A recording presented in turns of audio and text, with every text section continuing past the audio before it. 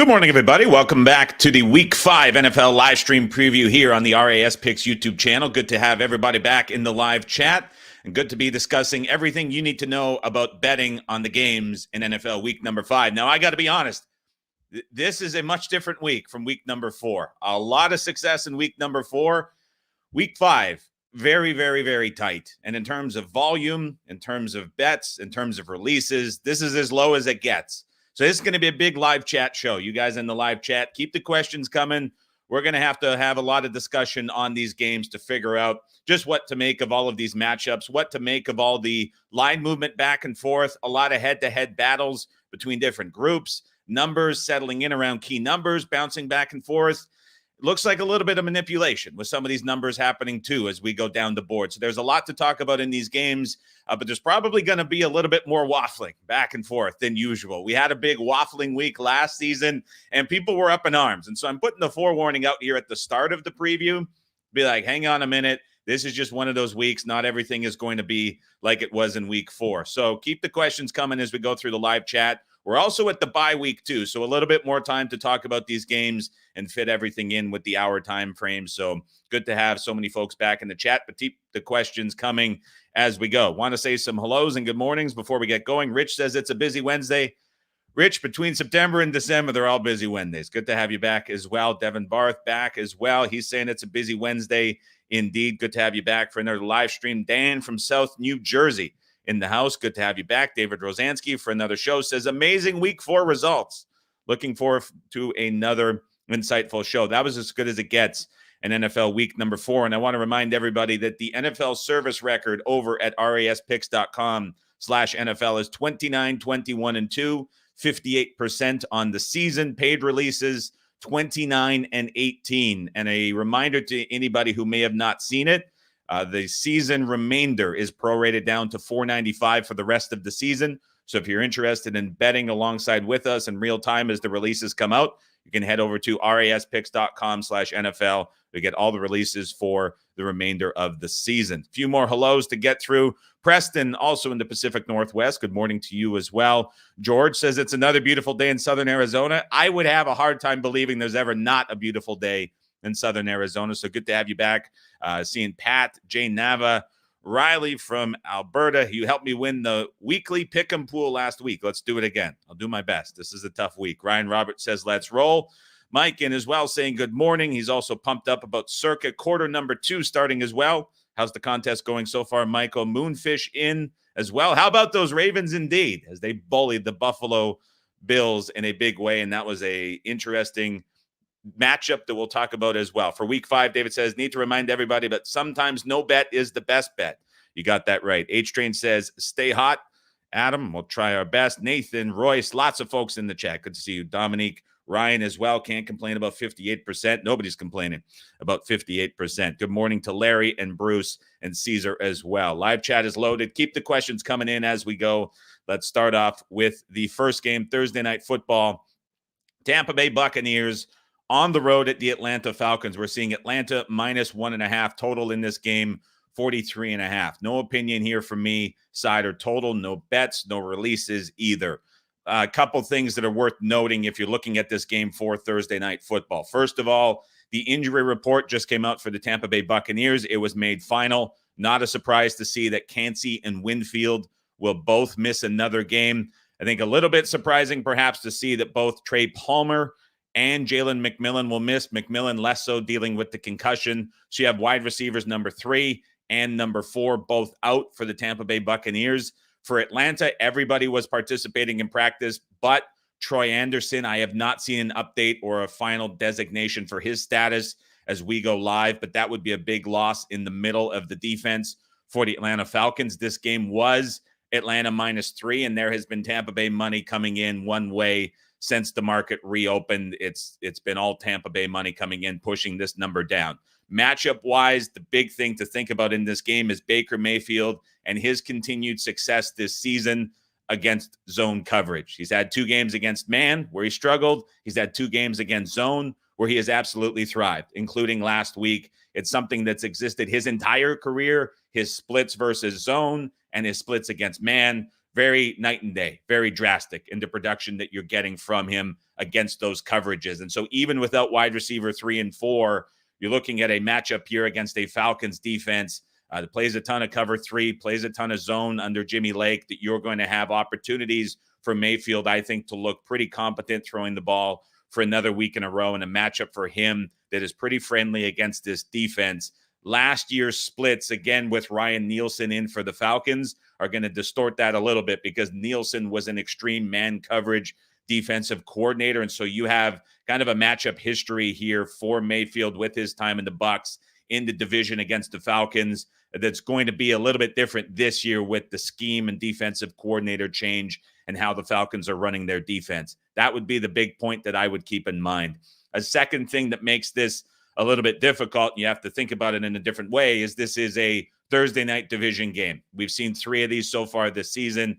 All 3 have gone under, and they've been pretty ugly games. Lots of familiarity, but just the short weeks wreaking a bit of havoc so far on these teams at this point in the season. The Atlanta coaching staff is, in theory, in their first Thursday night short week game of their tenures with the team. That is a spot that has always trended poorly for the team with the new staff. However, it's not like it's a first time around for Raheem Morris. It's another head coaching stop for him. So even though it is new with the team and new for the offensive and defensive coordinator, you are not getting, in my opinion, the full extent of that new coaching staff first Thursday game that you typically got, or like we saw with the New England Patriots on Thursday night last week, or 2 weeks ago, pardon me, against the New York Jets. I think this falls into a bit of a different category. And so that maybe offsets some of the positive matchup sentiment, or perhaps some of the money that's come in on Tampa Bay and how you're looking at that. It's a tough game to get to, but looking at some of the numbers that we had projected, our preseason totals on this game were 43. If you're looking at just a closing line perspective on this game so far, based on closing line models, you're looking at 44. Look ahead in this game was 42 and got bet up to 43, and there's some 43.5 showing as well. Some other popular total models that we look at have this 43.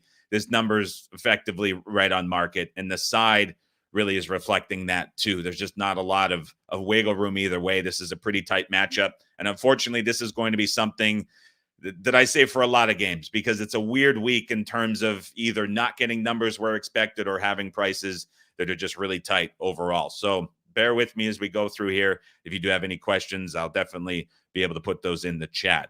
Lots of folks coming in a little bit after the bell. We see Rich. Thank you for last week. I've been enjoying your shows for 5 years now. That's awesome to hear, Rich.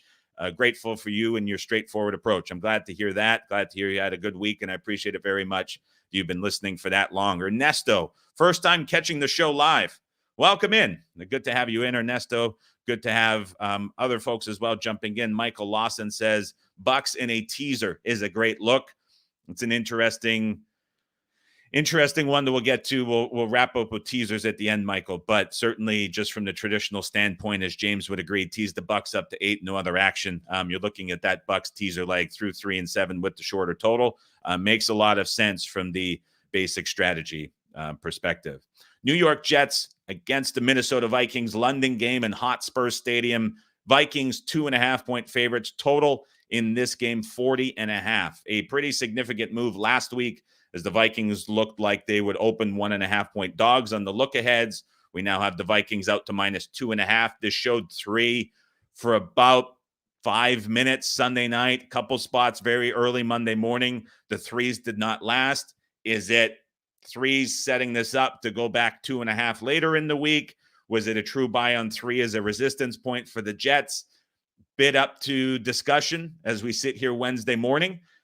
As I look at this game, the big news story that came out post-game Denver into this morning as well with the McAfee appearance for Aaron Rodgers was he's dealing with the knee swelling.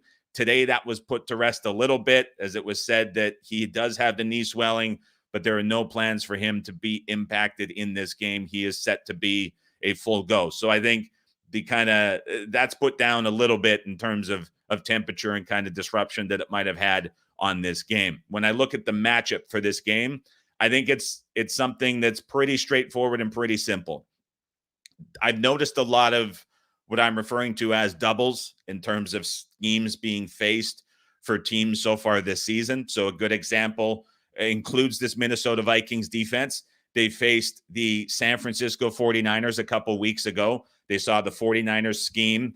The numbers looked really strong against the 49ers scheme. I think Purdy did better than expected, but that's for another topic. But the Vikings faced and shut down the 49ers offense. In the next week, they got the Houston Texans offense, which has Bobby Slowick as the offensive coordinator. So you have effectively a double matchup against the same or very similar offensive scheme. And the Minnesota Vikings in game 2 looked really good against the Houston Texans. I think about the New England Patriots, who faced the New York Jets defense with Robert Saleh, but then in week 2, they go and they face the 49ers defense, very similar scheme, double matchup, if you will, against a very similar opponent, a very similar style of defense. Patriots struggled in week 1 and then followed that up with 3.5 yards per play last week against that 49ers defense. This is something that's happened quite a bit. I know Mike is in the chat. I'm sure he's got more of these matchups too, but those are two that really stand out to me. There's been a lot of those so far this season, and the Jets kind of fall into that category this week. And while it's not as direct, it's hard to notice the similarities of the Broncos defense and the Vikings defense and the challenges that it's putting on the New York Jets. So in explaining that, the Denver Broncos through 4 weeks are number 1 in blitz rate on defense, and the Denver Broncos defense looks awesome.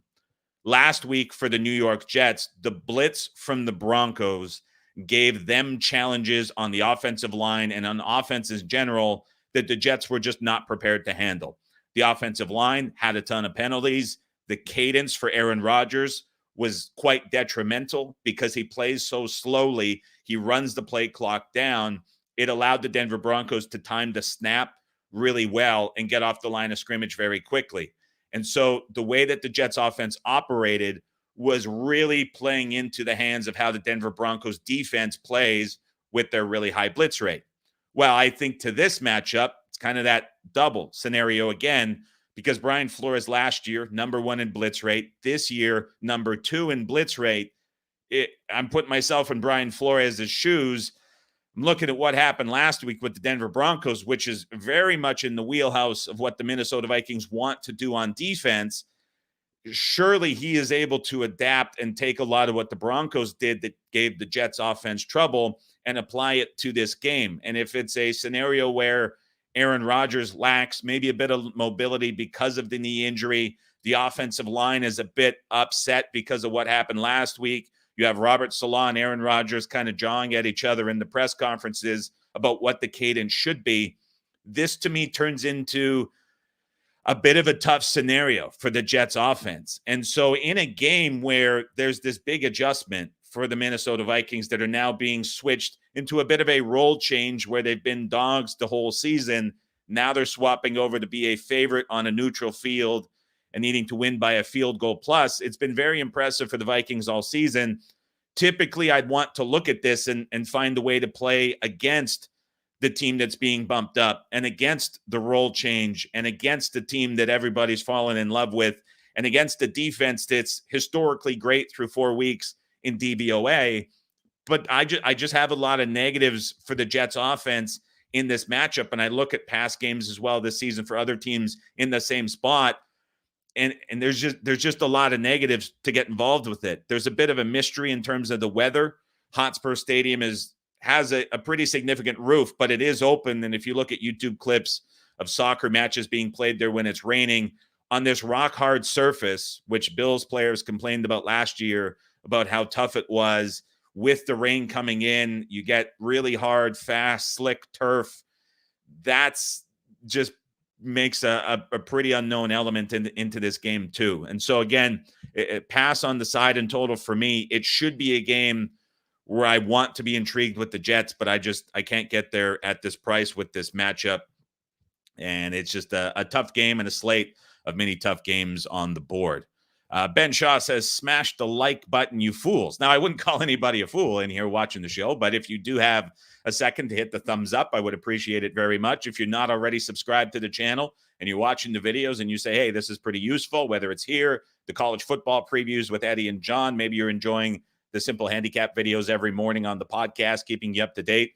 Would love to have you as a subscriber of the channel. You get all the notifications. I'm also putting up some short clips as well on here, as well as over on TikTok, just with my thoughts of games as they go throughout the day, just keeping you up to date with anything that you might need to know. So trying to do a lot of content. And so if you like the shows and how everything's being presented, I would love to have you as a subscriber here on the channel.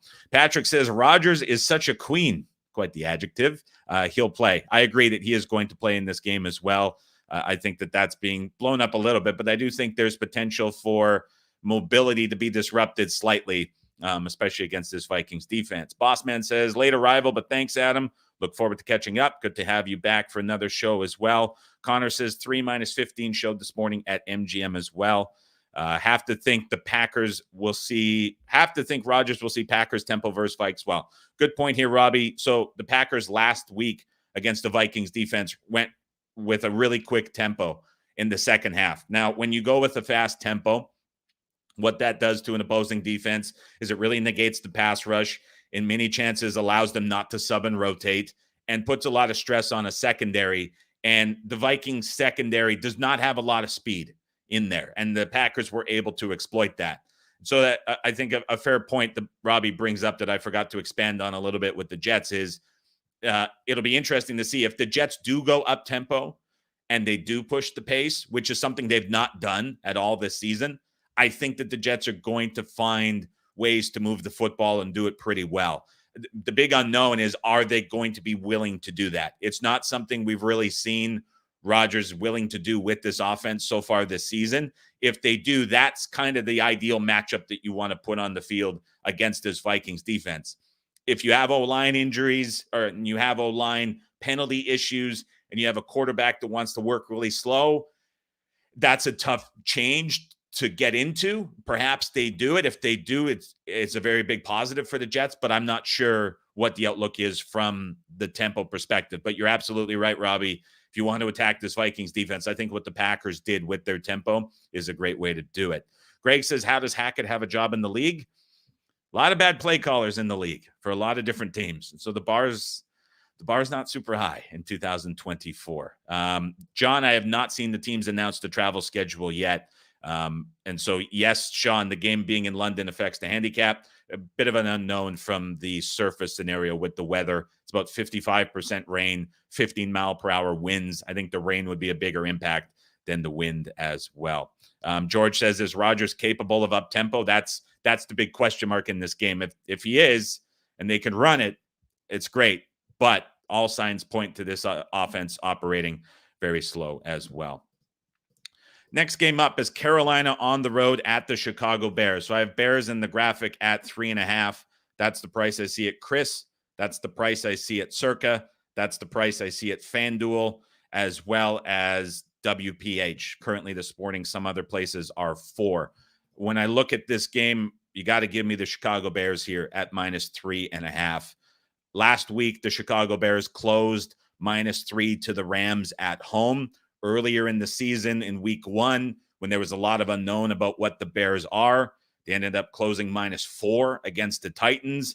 And now the Carolina Panthers are being put in that Rams-Titans area of ratings, and I just can't get into that, and I can't buy that. Preseason ratings, where I was high on the Carolina Panthers, would have made this game 7. There are other numbers we reference internally that would have had this between 6 and 7 as well. I look at this game and feel like the Panthers are getting quite a boost from the win against the Raiders, bringing their number down. And as the Raiders now have gone 2 more weeks, yes, they beat the Browns, which is a game we'll discuss in that Commander spot. But I just wonder how much value there is in beating the Raiders in that, and if it should carry over into this spot. I don't fully agree with that. The Carolina Panthers have a lot of defensive injuries. The one I'm keeping my eye on specifically is Shai Tuttle, the nose tackle. I think the nose tackle injuries league-wide, especially in 2024, one of the more undervalued positions when it comes to injuries. The Panthers really struggled to stop the run with him in there. You take him out, and it's just very easy to move the football on the ground against this Panthers defense. The Panthers now announced that Shaq Thompson will miss the rest of the season. Josie Jewell will also not play in this game. So that's middle linebackers 1 and 2 in the 3-4 front that are going to be missing. We know Derek Brown is already out. They lost him a couple of weeks ago. There's just a ton of injuries in the defensive front for Carolina. The Bears wanted to get the ground game going last week. They faced a very weak opponent in the LA Rams. It was a spot of priority, and it worked out very well. We saw DeAndre Swift come back to life. Johnson in the red zone got touches. It's a spot of emphasis for the Bears offense. Worked last week, carries over to this week. It's a positive matchup advantage for them as well that I think they lean on. In terms of the Bears' offensive trajectory, everything I'm reading, everything I'm seeing, everything I'm hearing is that they're improving week after week after week after week. Williams is getting more comfortable. Now that the ground game is going, that's a positive. And the weakness on O-line is not going to be tested in this spot by the Panthers, either through run blocking or the pass rush. And so this is another comfortable spot for the Bears. Offensively, I think they look great again for a second week. They're able to score into the mid-high 20s. And that Bears defense on the other side is one of the more underrated units in the NFC so far through 4 weeks that's keeping the Bears competitive and allowing them to figure out offensive issues. I don't know how much they're going to be tested by Dalton, who is now looking a bit ineffective against the Bengals, where decent numbers, decent performance again, but that's a really bad Bengals defense that the Panthers topped out at 24 points on. So I think there's just a bit too much respect here for the Panthers and how much their number has been adjusted the last 2 weeks. And I'm looking at the Bears here as a side that I like at 3.5. So keep in mind the numbers that you're looking around that. There is definitely 3.5s out there. And that is how I would look at this matchup with the Bears. Mr.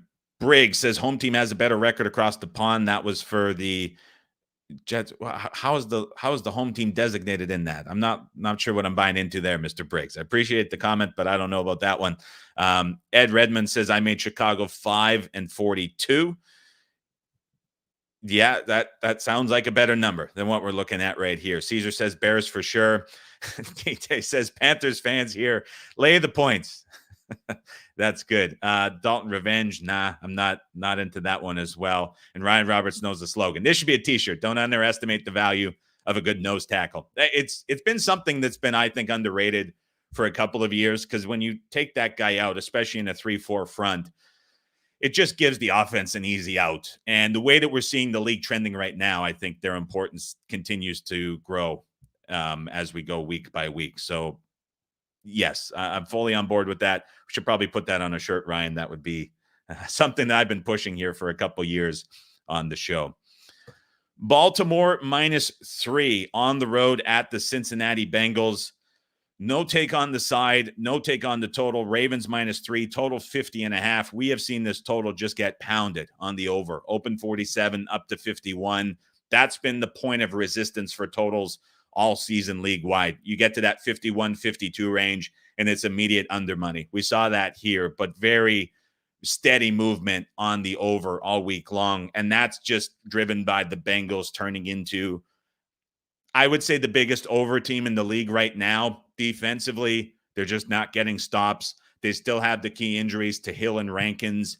Hendrickson is on the injury report this week. All signs point towards him playing. But the big issue for the Bengals right now is they just have nothing in the middle of the defense at all. And so they're super susceptible to the run, and that's just making things so easy for opposing offenses. Now, you think about what Baltimore did to Buffalo. A lot of heavy personnel, a lot of 12, a lot of 22, 2 tight ends, 2 running backs. You have Ricard as the lead blocker. They just bullied the Bills in the middle and spine of the defense, which is where the Bills were weakest and were really not tested all season long by opposing offenses. I mean, Baltimore did whatever they wanted, moving up and down the field. If you think about Cincinnati still potentially without those 2 key guys and starters in the middle of their defensive line, that very similar game plan for Baltimore is in play again against this Bengals defense. Are they able to replicate it 2 weeks in a row? The matchups would suggest yes, because this is in many ways a step down in class of opposing defense that they are facing. You look at that game closing 2 at home against the Buffalo Bills, now going to the other side of this with the upgrade and the price bump, and you're laying 3 on the road at Cincinnati. You're getting into a very different pricing category, and it's putting an absolute premium on the Baltimore Ravens, which is tough to justify. But in terms of being comfortable backing the Bengals to consistently get stops, I think that's a big ask in this game. Now, offensively, we're starting to see the Bengals really come around. And so there's, I think, a lot of variance going forward the next couple of weeks with Bengals pricing, but it's hard to doubt how impactful T. Higgins is coming back. You look at the splits with him not on the field the first couple of weeks to having him back now for 2 weeks. He's a huge contributor to this offense. Jamar Chase looks like he's absolutely 100%. You have both of them. It's massive for how this offense operates. You have now multiple tight ends getting integrated into the offense, as well as Brown emerging as the number one back and the explosiveness that he brings. This Bengals offense feels like it's now just getting to speed. And that spot against the Panthers was a nice kind of get-right spot against the bad defense that I think could absolutely carry over and test the Ravens a little bit. You're not going to get the same short underneath passing, very conservative play like we saw from the Bills, which played perfectly into the Ravens style of defense that they play. The Bengals know how to test the Ravens defense. And in this spot, it's just going to be a much different approach with a lot more aggression and targeting the Ravens, not where they're strongest like what the Bills did. And so we get a more competent game plan, an offensive approach from a Bengals offense that's ascending. And when you think about both of those matchups, that's why you're seeing this over get bet up so significantly, because there's just clear paths to success for both offenses. But in terms of the pricing, it's the theme of the week. We're at the right number here for both the side and the total. And as we talk on a Wednesday morning, there's just not a lot that you can look at and get too excited about in this game from a betting perspective. So a lot of offensive fireworks. The total justifies it. The Ravens are now at a premium, but with the issues that the Bengals have, they're a tough team to back in this spot, even if they are getting a very soft 3. They're laying minus 115 consensus price across the board at the moment. If you want to talk about proper pricing, here we go. Buffalo -1 on the road at Houston with a total of 47. There have already been multiple releases on both sides of this game around an insignificant number for betting of 0. And we've seen this from Buffalo -1 to Houston -1. And there's been a disagreement on both sides at -1 each way. We're locked in for this number. I looked preseason numbers that we had. I looked in-season numbers that we had. I looked at other models that we were looking at. I looked at closing line models. Everything is making this game between -1 and -1.5. And there's just not a lot that you can get around in this spot to really, I think, be comfortable justifying a bet. The case that I have heard for Houston from another pro is that when you go roster versus roster and just compare it, when you're looking at the majority of the top 10 players, it's hard to justify the Bills having more roster talent in this game that's priced at a coin flip than the Houston Texans. And I would agree with that. What I would disagree with is when you're trying to maybe look for motivation and what you're getting from this and how these teams match up and how these two teams line up. I think when I'm looking at the Buffalo Bills in this spot, it's effectively for them a full revenge game against Diggs in a way, defensively, after getting just embarrassed against the Baltimore Ravens. That trade and that departure and the impact that had on the franchise is pretty impactful. And I know we're getting off the rails here, but in the game that's priced -1, it's effectively a coin flip with disagreement on both sides. You're kind of looking for anything on the fringes that you can use to justify looking at this game one way or another. I do think that matters. I do think Mixon and Dell being less than 100%, if they're able to go, I do think that matters as well. There's not a lot to look at here in a game that's priced so tightly. Now, something I would say for Houston as a positive, last week, CJ Stroud looked very good against man coverage, which is something he's not done a lot throughout his young career.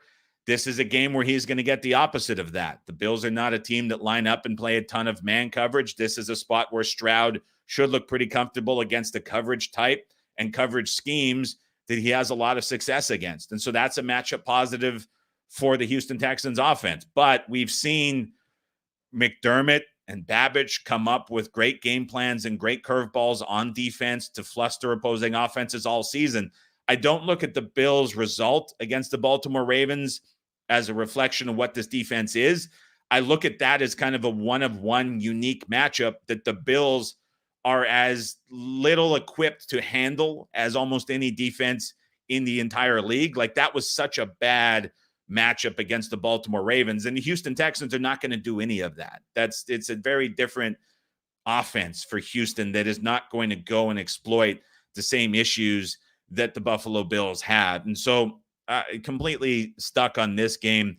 When you see disagreement like this both ways at this number and at this price point, and you have the Bills off of a bad loss, even if you are looking at the Texans roster as being a lot better, you can't get to anything in here. So a pass for me on the side, a pass for me on the total. There's not much here when you're looking at this game.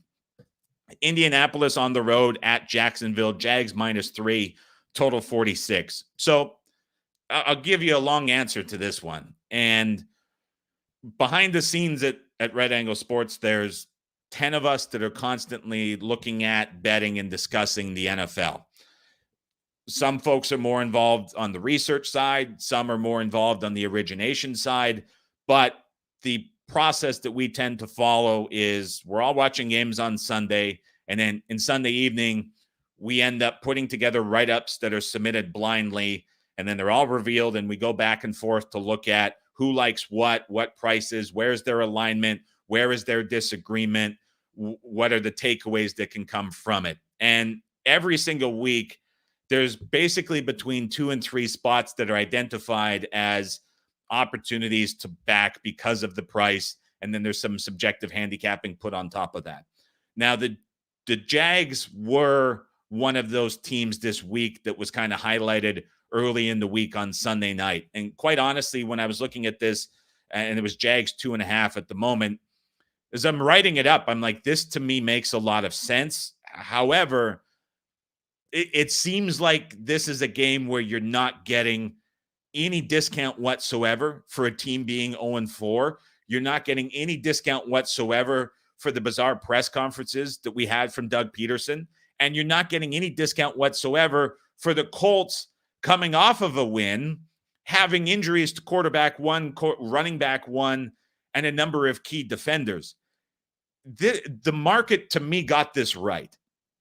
So if I'm just looking at this from just a purely subjective side and putting the number away, like, everything about this says bet Jacksonville. You have a team that is 0-4 in the last winless team in the league. You have a coach that had to come out today on Wednesday morning and say, I have not lost the locker room. If you're a coach coming out to say, I have not lost the locker room, it's a pretty good indication that you may have lost the locker room. That's not something a coach that knows he has not lost the locker room comes out and publicly says in an unprovoked manner during a press conference. So that's like check number 2. Number 3, it's an offense that has been very reliant on the deep pass. There has been nothing easy at all for the Jags offense that has been schemed up or called. And they're matching up against a defense, which they had a ton of success against last year, that concedes all of the easy plays underneath. Like, you think about what the Colts defense does. They sit in cover 3. They never change. They allow everything underneath. Last year, the Jags faced this Gus Bradley defense twice. They put up 30-plus points in both occasions. So there's history against this opponent that points to success. What the Colts concede is what the Jags offense desperately needs. And there's an opportunity for where the Jags potentially get back Evan Ingram, who, when it comes to those easy plays that we talk about, it is like the biggest benefactor of that in the offense. So you have all of those things. And then you have the Colts side where it's like quarterback 1 is hurt, running back 1 is hurt. You now have Kwity Paye dealing with injuries. You have Kenny Moore dealing with injuries. You're already down your 2 top defensive linemen. You're down your top cover corner. You might be without your other one. It's like everything here sets up. Yet, with all of that and the Colts winning against the Steelers, you have the look ahead 2.5. It should be doom and gloom for the Jags. They open 2.5 and get bet to 3. So there's no discount here whatsoever for a spot that historically would have a pretty big discount, would be a nice regression spot to play. And it's just kind of the case of week 5 where the Jags should, in past years, like at a very high percentage, 90+% would have made the card, would have been a bet. We're looking at a price here that is right. Now, when we're standing here Wednesday morning looking forward, Anthony Richardson was said by Shane Steichen this morning has a better chance to play than they expected once he was dealing with the injuries. I find it surprising they're willing to push him out on the field. If Jonathan Taylor plays with the high ankle sprain designation, even though it was mild, it's to the same leg and same ankle that he's had surgery on. I saw an interview that said that the tightrope procedure he has actually makes the injury less impactful than it typically would have been. I'm not smart enough to understand why that would be the case. If he plays as a running back with a high ankle designation of any kind without missing any time, that would be an outlier. Typically, that's at least 1 week missed based on past data. I'm looking at this and saying that both guys are a true 50-50 coin flip, but I don't know. What's interesting when we think about the total here at 46, another spot where there's no discount at all. If Richardson doesn't play, you get Joe Flacco inserted into the offense for the Indianapolis Colts, who could potentially be without Jonathan Taylor as well. This kind of reminds me of the Browns last year towards the end of the season. I think about Joe Flacco being inserted into that Browns offense, which in terms of pass rate over expectation was really low. Flacco gets put in, pass rate over expectation jumps, average depth of target jumps. Can't happen here with Richardson, but the Colts are 25th through 4 weeks in pass rate over expectation. Flacco in 3 quarters attempted 26 passes in a game that the Colts got out to a 17-0 lead. So if Flacco plays, you're likely to see a Colts offense that throws a lot more, which when you think about how their offense typically operates to kind of protect their defensive issues, and they've really got back to the run game in the last couple of weeks, I think that changes things a bit. And the Jags not only have defensive injuries, play a ton of man coverage, and there's certainly receiver talent here for Flacco to exploit. And so we saw the Browns like week 11, 12 onward last year get a big overbump to how they played down the stretch. If Flacco is inserted into this game, I see the Colts as more of an over team than they are. And that maybe makes the total a bit interesting, but we're kind of hampered by the injury news. So lots of back and forth, lots of stuff to think about in this game. No play on the side, no play for the total. But again, it's frustrating to see that the side was just kind of nailed by the market, and the total last year closed 45 and 45.5. So maybe we see numbers come back. This total drops. There's some rain in the forecast for Jacksonville. Maybe we see Richardson and Taylor continue with DNPs and this price comes down. I don't know. We'll see. But I kind of wonder if we get maybe a discount on the total later in the week. Flacco gets announced in possibly, and then this turns into a bit more of an over than it was as you're looking at it now, where there's so many negatives on the offense. So lots to think about in this game. But again, frustrating week, lots of waffling, but I'm trying to explain it best I can for why we're at where we are and what we're looking at from the sides and totals. Miami on the road at the New England Patriots. Pats -1 total in this game, 35. This is maybe a bit of an unfair number. I see a lot of ones for the Pats. I do see one the other way for Miami at Chris. It's been a game that's been split back and forth. Snoop Huntley will start for the Miami Dolphins at quarterback. New England announced this morning that David Andrews, the heart and soul of their offense, the heart and soul of their offensive line at center, their best offensive lineman, potentially misses the remainder of the season. Unfortunately, it could be a retirement scenario as well. He was contemplating retirement in the offseason. He comes back and now suffers a serious shoulder injury. The Pats are also dealing with changes to defensive leadership as they had both Barmore get hurt, Judon went down. There were more injuries, and the captaincy of the defense got pushed to Kyle Duggar. Kyle Duggar is now dealing with an injury. So you have a Pats offense that is down their leader. You have a defense potentially down leader 3 or 4. I don't know what to make of this game at all. So to put some context in it, preseason with Tua and the Dolphins at full strength, my preseason number was Dolphins -6.5. Other preseason numbers we had were Dolphins -5. We had another preseason model that made it Dolphins -5.5.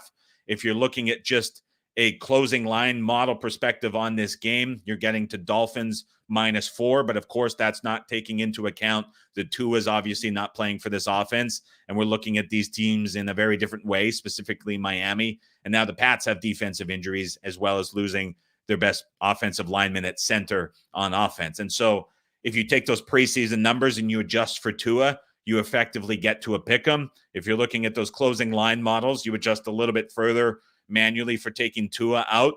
You're getting right towards a pick 'em. And that's exactly where this line is priced. We've seen both of these offenses struggle in the last couple weeks, albeit against really strong defenses on the opposing side. As mentioned, the Pats played the San Francisco 49ers and they played the Jets. It was one of those double scenarios for opposing coaching staffs. So is their offense as bad as it looks and trending as bad as it looks, or is that more defensive driven? The Miami Dolphins played some tough defenses as well. That Titans defense, very underrated when it comes to stopping the run up front. And they were without Simmons on Monday Night Football, one of their best run stoppers. And the Dolphins still couldn't do anything. So again, is that schedule influenced, or is that just a lack of talent and a lack of play calling? I get zero inspiration watching the McDaniel press conferences, which are just some of the most depressing things to watch. I feel bad for the guy at the podium. I don't know what to say or what to think about it. It's just like he's hopeless in terms of what to do on offense. Once Tua went down, you're getting nothing out of this team. So it's a game that unfortunately priced right, and I don't have a side or a lean or anything to force on this one side or total. I would say when you're looking at the total, we're as low as we get at 35. Perhaps if those defensive opponents are influencing how bad these offenses look, and you now have a swell of injuries for the Dolphins defense, maybe the Pats offense looks better than it has in recent weeks. And maybe this is a spot where the Dolphins offense, out of desperation, do potentially get things right with the bye on deck. It's maybe that all-in effort that you've seen from other teams so far this season in the early portion of the weeks before the bye. That tough one to look at, tough one to handicap in this game. Cleveland on the road at Washington. We'll grab a schnick of coffee before getting into this one because there's a lot to talk about here. I've managed to get the iced shaken espresso down pat at home. So we've got the Colombian Tinto going most mornings. Ice shaken espresso at home now that the Starbucks drink has been introduced to me. We got the Starbucks down the road. We got good old-fashioned Laura's coffee shop up the hill here in White Rock, BC. Good coffee scenario this football season. A lot of good things going on. Okay, this is a fun one to talk about, similar to Colts Jags. Another game Sunday night. All the write-ups are submitted blind. We're on the conference call. We're going through it. Cleveland was on almost every card. And when you think about how much this has been adjusted up, we're looking at Washington -1 on the look ahead. They have another ridiculous offensive performance.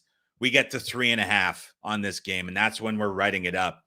And it's one of those classic slam dunk spots that when you're handicapping the NFL and you're betting it at a high level, you're just looking for these regression spots. And everything about Cleveland and this price just screams regression spot. You have the Washington Commanders for 3 weeks now with 2 punts.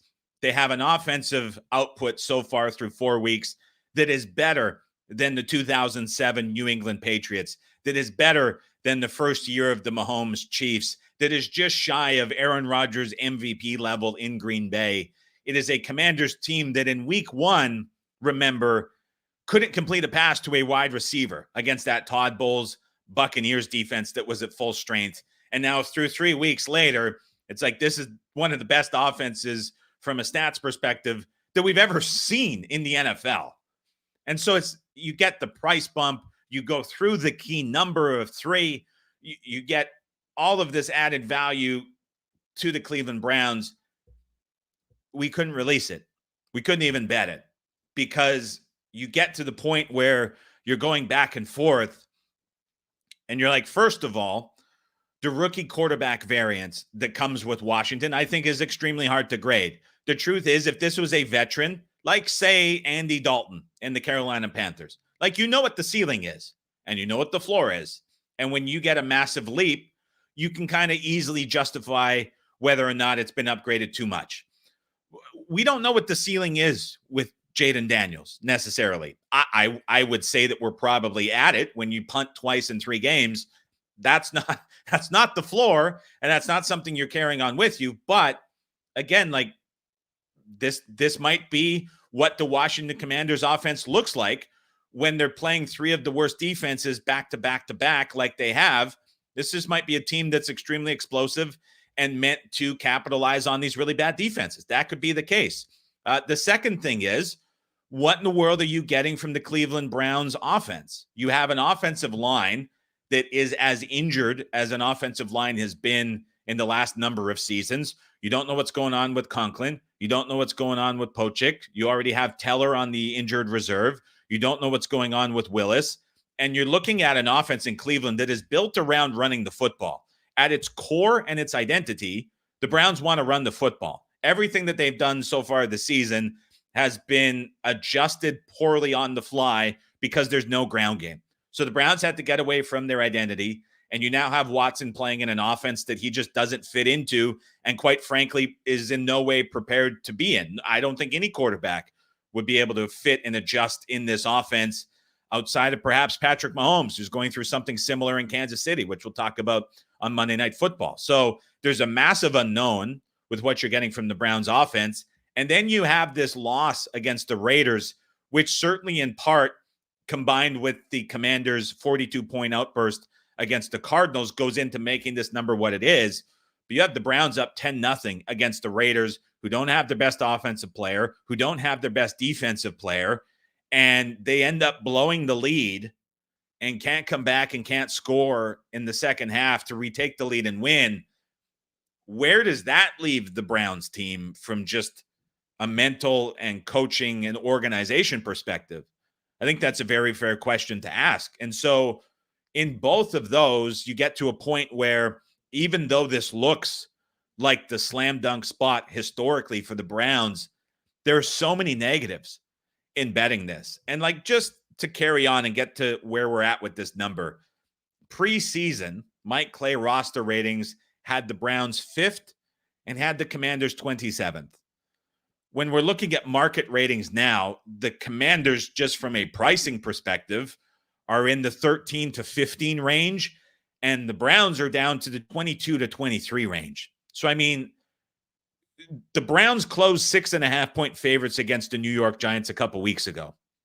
The Washington Commanders closed the pick'em against the Giants a couple weeks ago. So we had a common opponent with both teams at home, where the Browns by market were priced 6.5 points better at close than the Commanders were against the same opponent. We are now 2 games later, and we have the Commanders at home 3 or 3.5 point favorites better over the Cleveland Browns. So we went 6.5 one way to 3.5 the other way in the matter of 2 games. And we're talking about like 15 to 17 ranking point jumps in either market ratings or roster ratings to get anywhere close to this number. Like, there's just, it's so hard to justify, and it's very clearly aided by opposing defense schedule, which is where the Browns defense should really give the Commanders a test. However, like, the Browns home and away defensive splits for a season and 4 weeks now have been just wildly erratic. And so you might not even get that great Browns defensive performance in this game.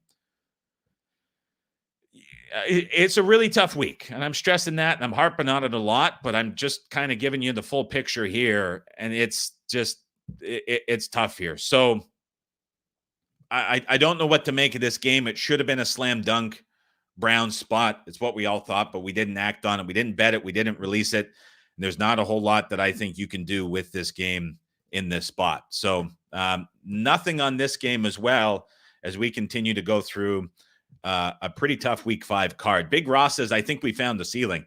I'd like to think so too. I'm with you in that, but see, regression doesn't matter as much when Watson is on the other side. I would caveat that with saying when this Browns offensive line is on the other side and this Browns offensive change and identity is going through the other side as well. Leadham says 2 punts should be taken with salt in a league where analytics say go. I got you. Grain of salt. Should be taken with a grain of salt when analytics say go for it on 4th down more and more often. It's not even about the Commanders doing that. They haven't even been necessarily forced into those spots. Commanders have been amazing so far through 4 weeks on 3rd down, at converting 3rd down. On 1st down, there was a good article from Aaron Schatz about DVOA versus EPA per play and how the Commanders are significantly worse on 1st down in DVOA than they are in EPA per play.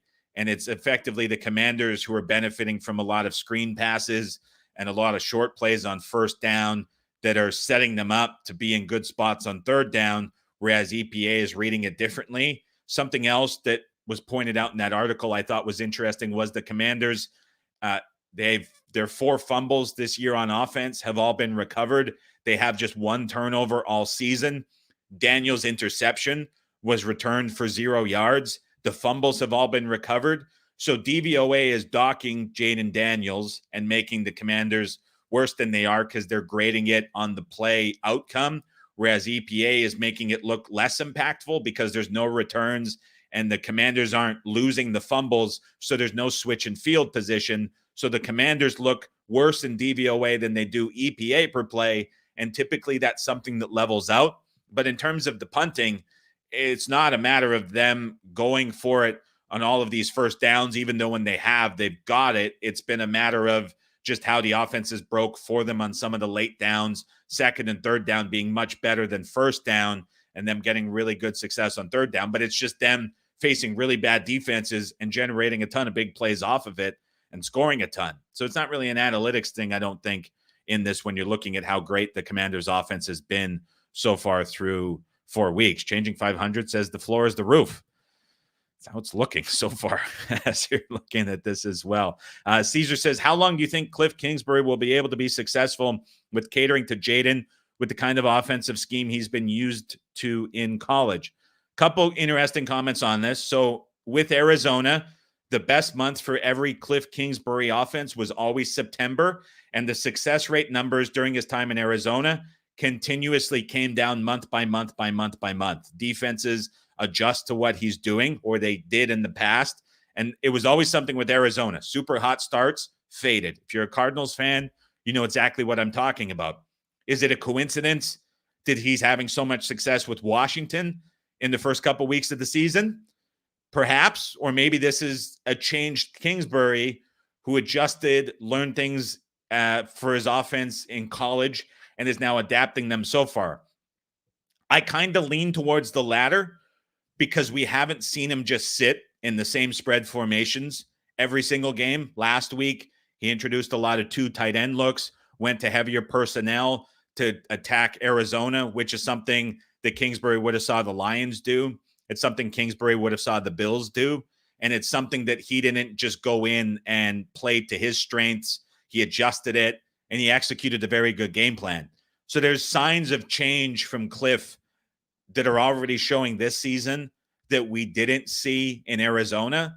It also just might be a matter of the fact that when you can be a great offensive coordinator and adjust when that's your main focus and responsibility.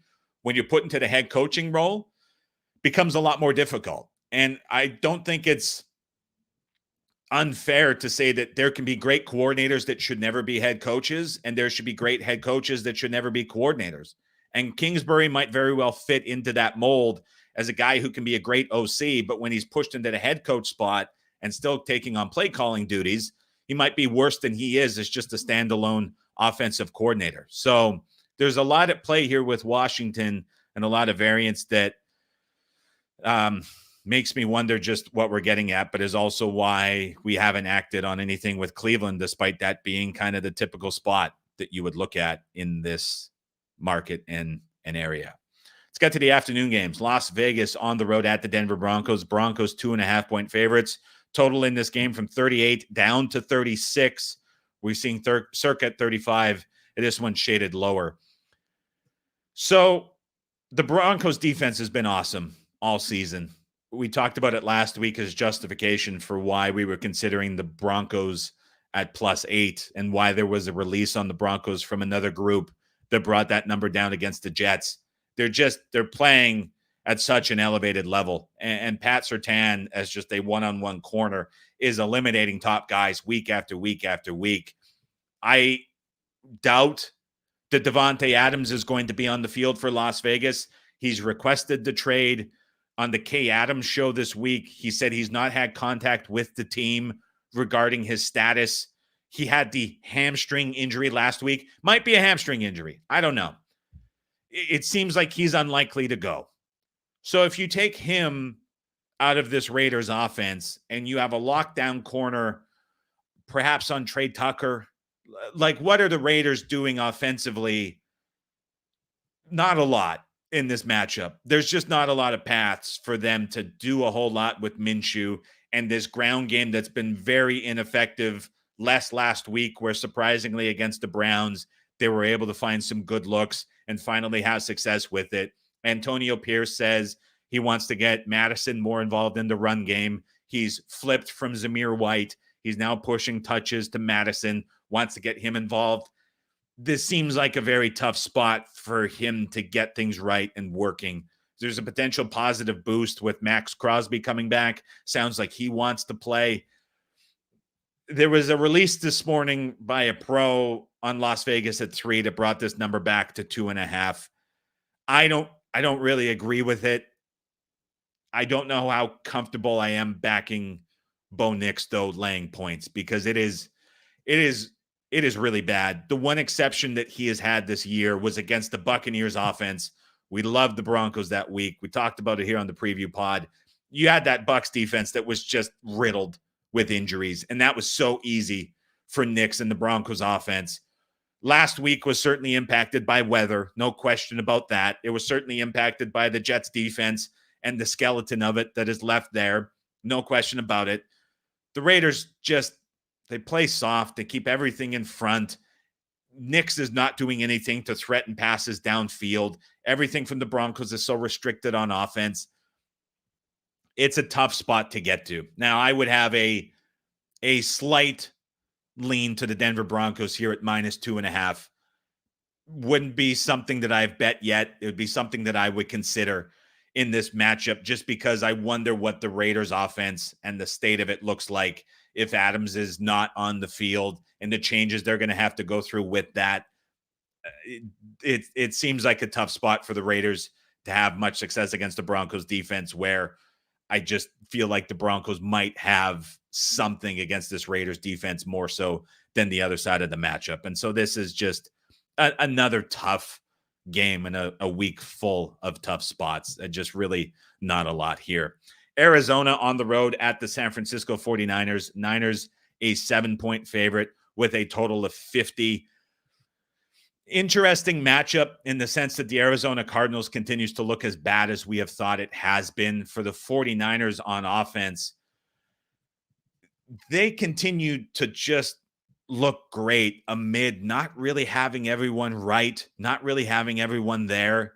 And this, in a matchup perspective, based on who they face per schedule, seems like a spot where for the second week in a row, they can put up a pretty big number. And so last week against the Pats defense, which is it's not a bottom dwelling unit. That is still a Pats defense that is well coached and plays hard. They are depleted with some injuries.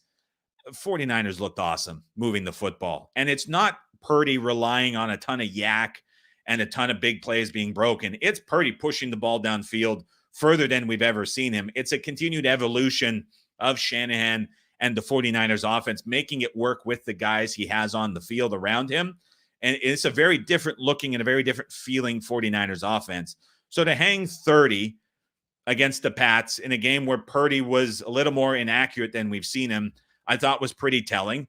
But these other matchups so far this season, Jets defense, again, not a pushover. They put up 32 against them. The Vikings defense, best in DVOA through 4 weeks. They had to face them in week 2. The one layup spot in terms of opponent that we've seen the 49ers have this season was the LA Rams. They were north of 7 yards per play. Purdy went for 300 and 3 touchdowns on 22 of 30. They ran the football very well. Jennings had a massive game, and that was a game, again, where that offensive output came. You didn't have Deebo Samuel. You didn't have George Kittle. That was with Juwan Jennings as wide receiver number 1. And so the 49ers, to me, are this team that are kind of, I don't want to say like under the radar, but in terms of, again, I think about teams and ranges, and you get 10 games to the standard and the expected level that a team will play. You get 3 to 4 over performances, and you get 3 to 4 under performances per season on average per team. I don't know if we've seen a 49ers overperformance so far this season. Maybe you make the case against the Jets 32-19 win in week 1 that was the overperformance. But again, that was a game where McCaffrey was ruled out late. You have Mason stepping in. It's a career high in carries for him. And the 49ers just schemed up a great run game and just dominated the Jets defensive front. I don't know if that's like the big overperformance game, but certainly they didn't overperform against the Vikings. Against the Rams, they lost 27-24. They had a 97% win probability. Don't think that's an overperformance. Last week against the Pats, they looked great, but it was a very different looking Niners offense. Now this week, you get the Arizona Cardinals defense, and you're going to have Deebo. You're going to have Kittle. You've got Ayuk out there. You've got all the pieces. You've got an offensive line that's going to face their softest test on the opposing defensive line of the season. There's no reason the Niners can't go out and hang a big number here. On the other side of the equation, the Cardinals are still dealing with injuries to Trey McBride. We'll see if he's back after the concussion. His absence was enormous in that game. You take him out, it just changes what the Arizona Cardinals want to do on offense out of 12 and 13 personnel. Everything that I watched so far since the game finished for the Cardinals last week is that Beachum is a liability at right tackle on the offensive line. Their starter is on IR. They're cycling through guys to figure out who they can get consistent play out of. They just haven't found anybody yet on the right side. And so that should be a path where the 49ers defense should be able to attack and generate pressure in the backfield. The status of Trey McBride here is enormous because if he's out again, I think the 49ers look pretty comfortable. If he's in and the 49ers don't have Fred Warner and potentially don't have Hufanga, I mean, there's a very clear path for where the Cardinals could attack this 49ers defense in the middle. So those are some enormous injuries to watch in this game. But this, to me, should be a spot where the 49ers offense can kind of name their number in this game. So waiting to see injuries. Again, if you're subscribed to the YouTube channel, you obviously are following the podcast. If you're listening to this on Apple or Spotify, you'll get my take on the Niners as we go throughout the week. I get the impression if we get the injury news breaking the way I think it might, with those 49ers defensive injuries looking more positive than expected, I think I could find myself on San Francisco. But as it stands Wednesday morning, no opinion, side, or total. But that's how I'd be looking. Spencer says San Francisco team total over. That's definitely an interesting look. I like that there as you're mentioning that. What is the number on that? I'm not a big volume team total guy, but it looks like 28.5 shaded under. Let's see. Again, these totals as they get to this 50-plus mark as we're sitting here right now typically have some buyback on the under. So let's see as the week goes on. Maybe there's like a 28 flat minus 120 that shows up for the team total. But that's certainly an interesting look there, Spencer. But 28.5, I'm guessing not a great subset for team totals going over in the 2024 NFL. Green Bay -3 on the road at the LA Rams. Total in this game 48.5. The under's been absolutely smashed, and it makes a lot of sense why when you see a 4-point move. You're looking at the Green Bay Packers going indoors to play on turf. The last time we saw them do this was the Cowboys playoff game, and it was electric. A very different offense speed-wise and scheme-wise when they're put on the fast surface. And I do think even in 2024, when you have these grass outdoor teams like Green Bay, that's not fully accounted for in a lot of lines when you get them indoors on a fast track, especially against a defense as bad as the Rams are. And I mean, we've seen this acted on very quickly. This was starting to get bet right after open. It's now being bet up to 48.5. I have a hard time justifying going over 48.5 in this spot.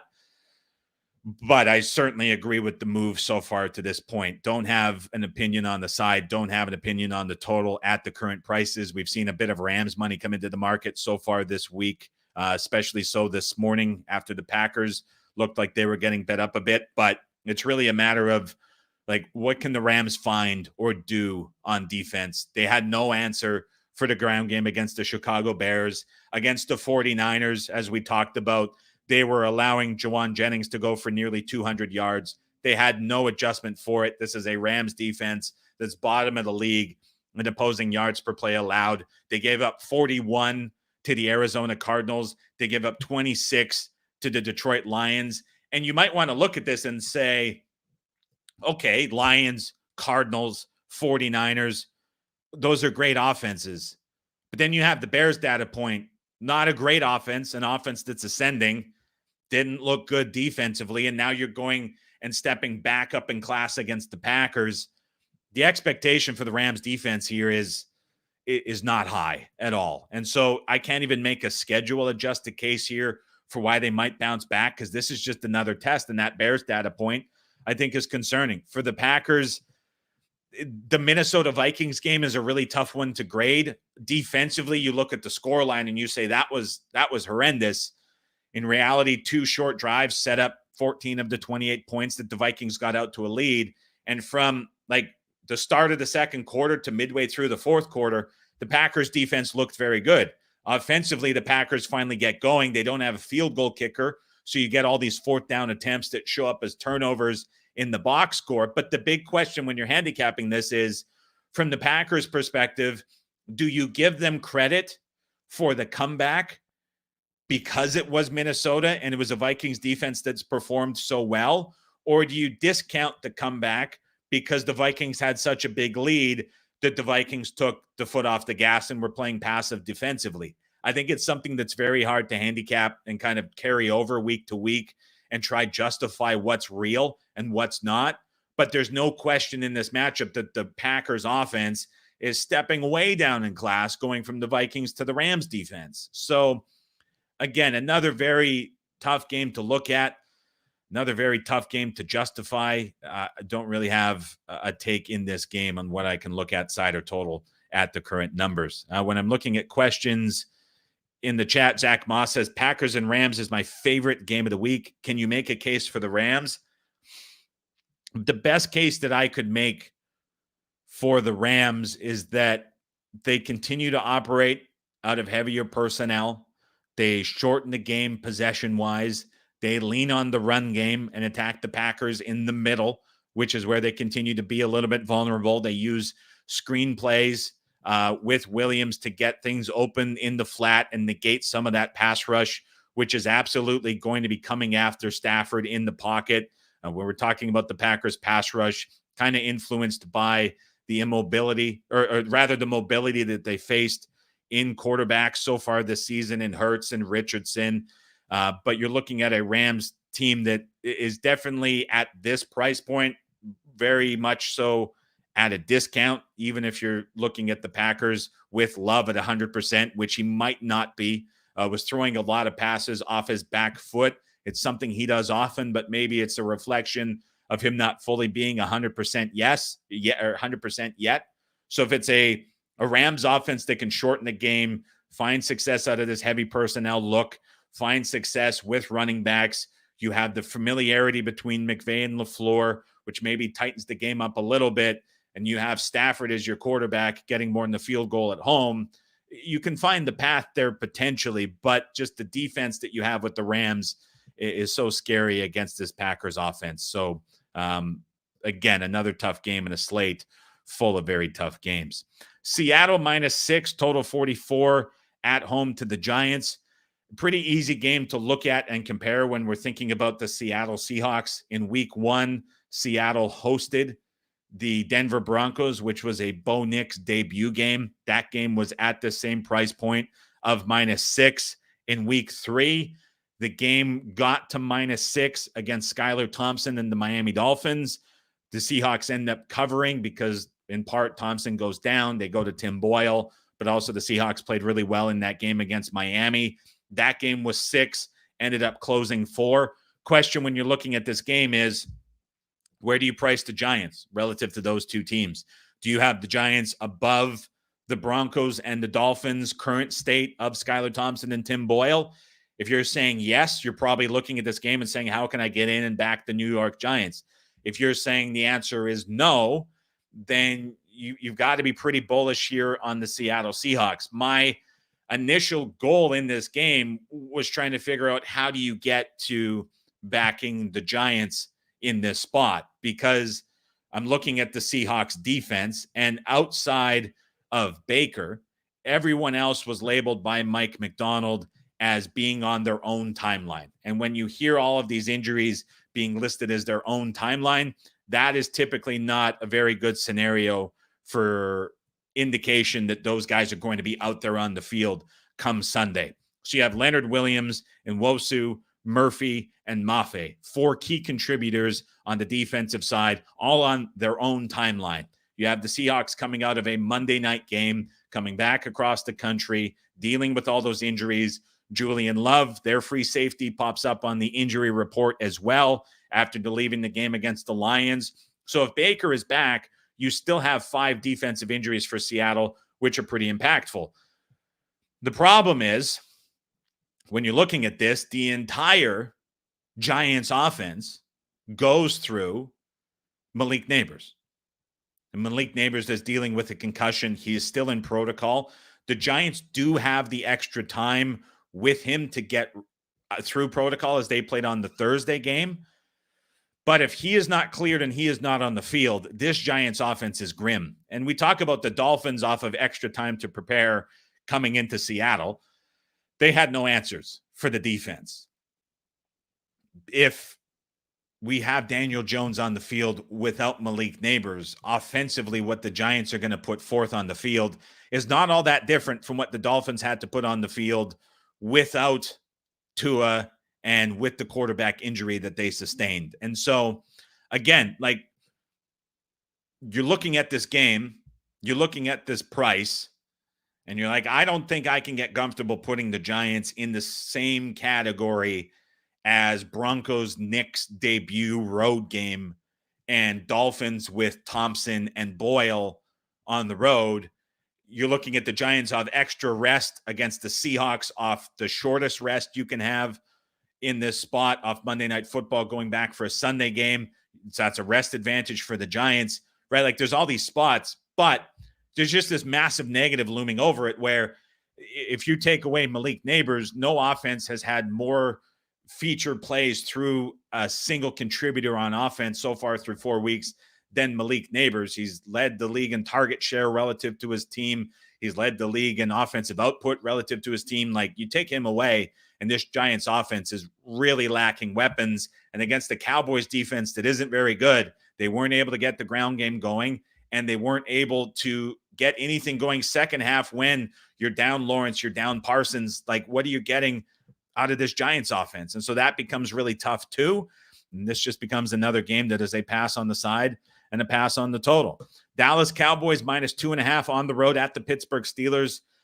This is the Steelers -2.5. Pardon me if I phrased that incorrectly. Total in this game has actually been bet up since we have come on the air. That 43 is now turning into a 44, which is unfortunate, because I'm looking at this game and I was coming on and saying, like, I can make a decent case for the over in this matchup. But as it's getting bet up now to the key of 44, a reflection of week 5 in the NFL and how tough it is becoming. So for the Dallas Cowboys, DeMarcus Lawrence goes on IR. Micah Parsons, he's not going to play this game, although they're probably going to have some gamesmanship that makes it seem like he can potentially play. I'd be shocked if he's out there, and I think we get him ruled out sooner rather than later. You still have Carson at cornerback dealing with an injury too.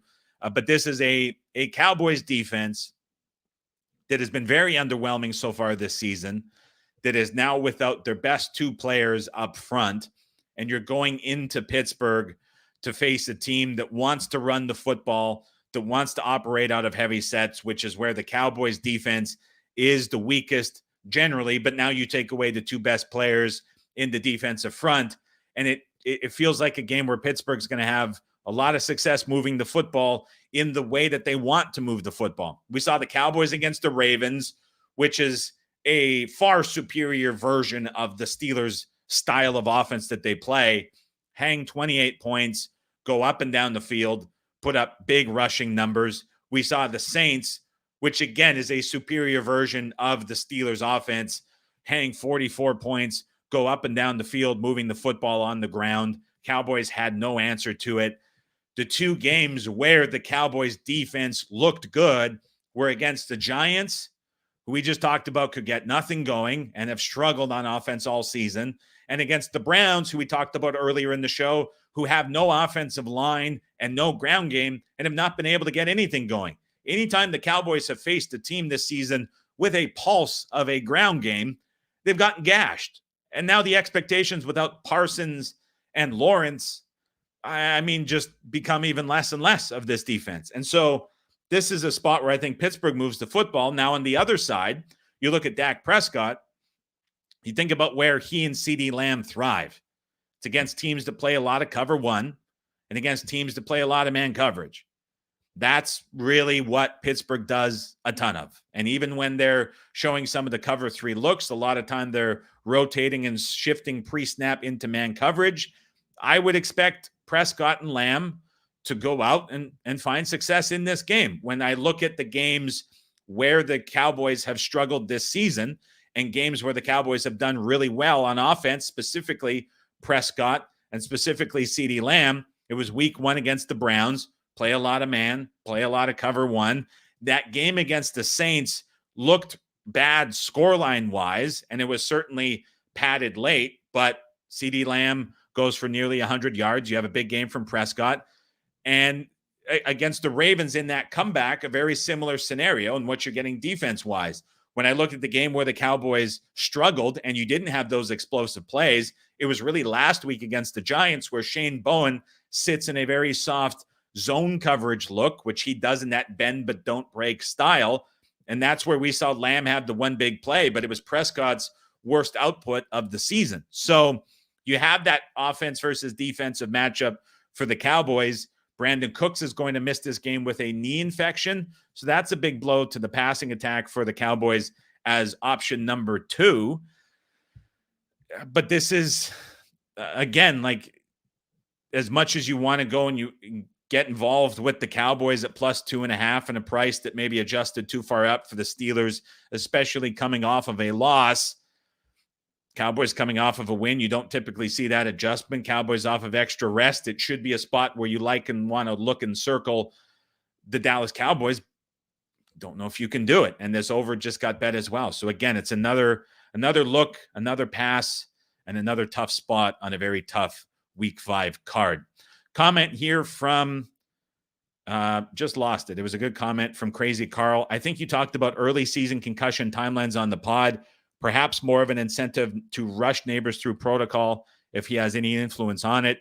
Dayball on the hot seat. That is definitely interesting. When you're looking at early season concussion timelines, guys typically are much more conservative in how they're progressed through the protocol early in the season. Late in the season, it's like wide open, do whatever you want. If you got a concussion, you're in the protocol, it's more of a suggestion. The way we've seen injuries handled so far this season has definitely been on the passive and conservative side. So in regards to Neighbors, you're looking at a spot here where it's an interesting angle, needing to force him back with the job importance. You have the extra couple days to prepare. I get it, but I don't know how that's going to be handled. And so you can't do a whole lot of with that as well. Cottage says tough week to find plays. I agree with you. We've had one release all week. It's been one bet made all week, and that's on the Kansas City Chiefs at home. Now, before I came on air, I had the Chiefs at 6. I see now Chris is 5.5, Circa 5.5, almost everywhere else back to 5.5, Pinnacle 5 minus 115. So we'll put the Chiefs up at 5.5. This is the only game we've bet and released all week is Kansas City at 5.5. So that's a reflection of how tough the week has been as a whole. It's been brutal. as you mentioned, Cottage, to find plays, to have a lot of conviction on anything. And you get a show here where hopefully you're getting angles or things to think about that make you look at games a little bit differently. But unlike last week where it was every game, here's my take, I like it, I like it, I like it. This week is just not that. And that's the NFL. And I don't want to adjust much or change the reality of it. But look, I'm looking at this game for the Chiefs, and this matchup for the Chiefs defensive line, which has been carrying this team the entire season, is so strong. And Derek Carr has been so suspect when pressured and when he's not versus kept clean. This offensive line now without Eric McCoy at center, likely without Ruiz at right guard, in a game where the Chiefs are at home and have to have their defense step up and play to an elevated standard to tide things over while the offense is figuring things out. This is a game where the Chiefs defense can absolutely win and absolutely dominate. And we've seen the Saints get a little bit fortunate with the opponents that they have played, but this is now stepping up in terms of defensive coordinator, in terms of defensive line, in terms of pass rush, in terms of opposing secondary, that just hasn't been shown so far on the Saints schedule. And I think about the blueprint that Fangio introduced with the Eagles game. They completely dominated the Saints, and that 15-12 scoreline was incredibly fortunate for the Saints to get out of with. Now they go on the road to face Steve Spagnuolo, and you're just wondering what he's going to do and pull out on this game on Monday Night Football. And I think it's a lot of what we saw from Fangio, which the Chiefs, with extra heavier personnel on the defensive side, spreading things out along the D-line, are going to throw out at Carr, which he is just not going to have an answer for. You have some great linebackers matched up against Alvin Kamara.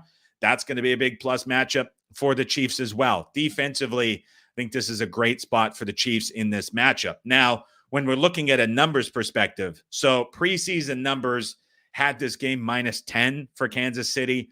Other models that we had made this game 8.5 and 9 preseason. When we're looking at where we were on look-ahead pricing for this game, it was Chiefs at 6.5. This game never even got close to touching 7. You're looking at a closing line model value so far for Kansas City at -7.5 points. That's actually 7.75 shaded towards the 8. Like, everything about this numbers-wise is pointing to the Chiefs being discounted and undervalued in this scenario. When I think about what you're going to look at for the Chiefs offense, losing Rice is enormous. We talked about Neighbors being the number 1 contributor to an offense in the league. Rice was number 2. So you get a big, big, big loss for the Chiefs that they're not going to be able to fill on short notice. But what we are going to see is a change in the Chiefs offense. Going to have a lot more 2 tight end sets on the field. It's Noah Gray's time. He's stepping up in this offense. He's going to be featured a lot. I thought the addition of Kareem Hunt last week showed that perhaps the injury that he was dealing with made him look a little bit worse and a little bit explosive than he was in that Chargers game, where I thought he looked very much like the old Kareem Hunt. So you're going to see him involved a lot more out of the backfield. I think that brings the ground game back for the Chiefs. And matched up against this Saints defense, it'll be interesting to watch the injury report. We'll get the first version of it tomorrow. Demario Davis in the middle at linebacker for the Saints is absolutely vital to have back in this game against this Chiefs offense. If he is unable to go, the Chiefs are going to be very comfortable moving the ball over the middle of the field. His presence is enormous. Now, plays a ton in his career, one of the tougher guys in the league. Let's see if he's able to go on the field. Think there's probably a 40% chance that he is unable to go for this game. If he's not, that would be a massive boost to the Chiefs offense, which you think about going to more condensed formations. That could be a big advantage for the Chiefs on offense. But to kind of bring this full circle, Brian Baldinger had a very good video thread this morning on Twitter that I would encourage everyone to go watch. And it was basically showing Patrick Mahomes' feet in the pocket and his lack of comfort that he has shown so far this season. Now it's been a little bit weird to see him dancing around so much in the pocket. If the Chiefs go, as I expect, to more heavier personnel, you got multiple tight ends on the field, you have multiple backs in the backfield, the Chiefs wide receiver routes as they are have already been very condensed and they've already been very limited. You're not going to lose a lot of that having to shift into these more heavier looks. But what is going to be a big benefit from that is more pass protection. So if there really is a true issue with the tackles, or perhaps we're seeing the interior being pushed around a little bit more than expected because Tooney's perhaps not 100%. If you get more guys at the line of scrimmage, it's just naturally going to make the pocket cleaner and give Mahomes more time to work and perhaps comfort him a little bit in the pocket, which is an oddity we've seen from him so far this season. I think the change that the Chiefs offense is going to be forced into with the loss of Rice is actually going to be pretty good for the offense overall. And in this matchup against the Saints, I think it works out pretty good where they can attack the middle of the field more and they can play away from these really good cornerbacks who have been great so far this season and attack the Saints defense in a bit of a different way. So not only is there a scenario here where just numbers wise, the discount on this is a lot for the Chiefs at the current pricing, but matchup wise, I think there's some good positives to come from this game as well that will benefit Kansas City.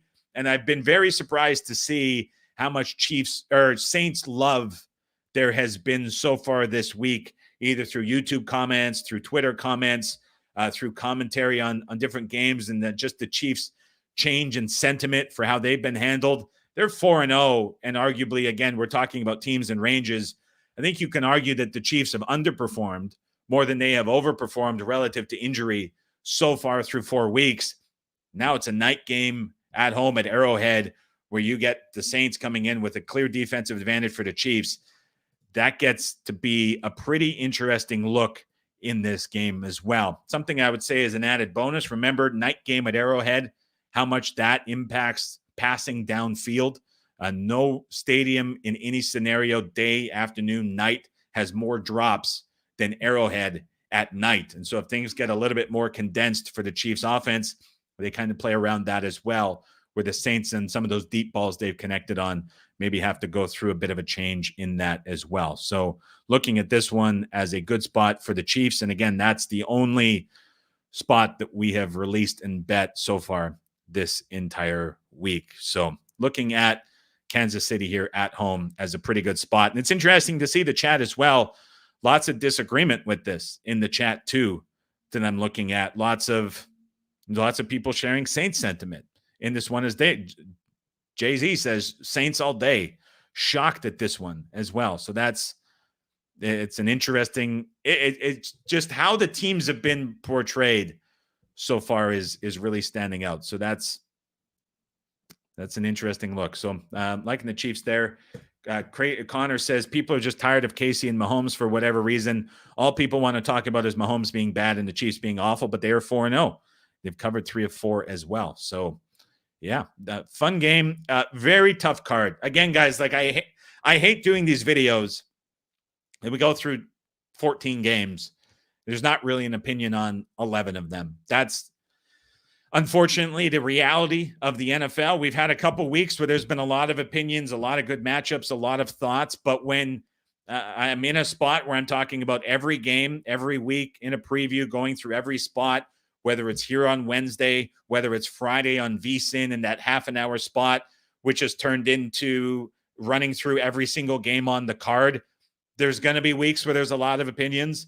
There's going to be weeks where there's not a lot of opinions. And this week 5 is one of those where there's not a lot of opinions. And it reflects in what we've released and what we've bet, which has been one game of the entire card. And so I hope it's not an underwhelming show. And I hope people, as you watch it, can grasp it. And I know folks have been around the show for a long time. I think it's understood, but it sucks in these scenarios where that's the case. And I don't want to come on the air and go through every game and be throwing out a bunch of plays that aren't actually things that we've bet or released or I genuinely want to bet or have a lean towards. But in some weeks like this, you just have to take a step back and say, like, there's a lot of tight pricing and a lot to look at. And so my goal with a lot of these shows is to say, look, I'm talking about every game. It's not obviously realistic to bet on every game, but I'm going to tell you everything I know from being in the privileged spot to be able to work with pros and to handicap games all day. and maybe give you something different to think about or something useful to think about that you can take and form your own opinion about. And this week was hopefully one of those shows where we definitely went a little longer because that conviction wasn't there, but I just wanted to try to tell you as much as I can about every game. And so that's just the reality of NFL. When you're talking about every game, every single week, you have weeks like this to pop up. So hopefully as we come forward in the future, we look at weeks where there's a little bit more conviction on some of these takes, but that's how we're standing in this game as well. So Leadham says, I went 5 for 5 last week, thanks to your insight. So thank you very much. I appreciate it as well. And hopefully this week, it's just a 1-0 that we look at as we continue on through week 5 and carry over. So Curtis Thing says, guy went 6-0 last week and people are telling him he's dead wrong. That, well, I wouldn't let one week be the full reflection of it. And there's certainly room to disagree as well. So that looks as well. Crazy Carl, been following here since Telegram even came out in 2015. Show is great as always, Adam. Cheers and go Chiefs. I saw you said you were going to go to the game as well. So hopefully that's a fantastic night out at Arrowhead. Hopefully you stop by Boulevard Brewing for the, what is it? The front porch lager, or the one that has the lime like infused in the brewery that you don't have to have the lime on top. That's an awesome place at Boulevard. I love that place. Love Joe's as well for the burnt ends. Have gone overboard with the burnt ends, but the new diet and workout plan I started in week 1 with here in the neighborhood is not going to let me get into burnt ends at that rate like I did a few years ago. But I love Kansas City. What a great city full of awesome places for food, full of awesome places for a few beers, and full of some great coffee spots as well with some of those carts that are around there. All right. That will do it for me here on the Week 5 show. Appreciate everybody for stopping by. Have a fantastic Week 5. If you got any point of value from the show, the subscribe button's down below. Would love to have you on the channel. Podcast episodes every single morning, 5 a.m. Pacific, 5 a.m. Eastern, 2 a.m. Pacific. Go live here on the channel as well as Apple or Spotify. We have Eddie and John up tomorrow at 2 p.m. Pacific with the college football preview, and I'll have some additional videos in short form format as well here on the channel. Enjoy Week 5, everybody. We'll chat to you on the next episode.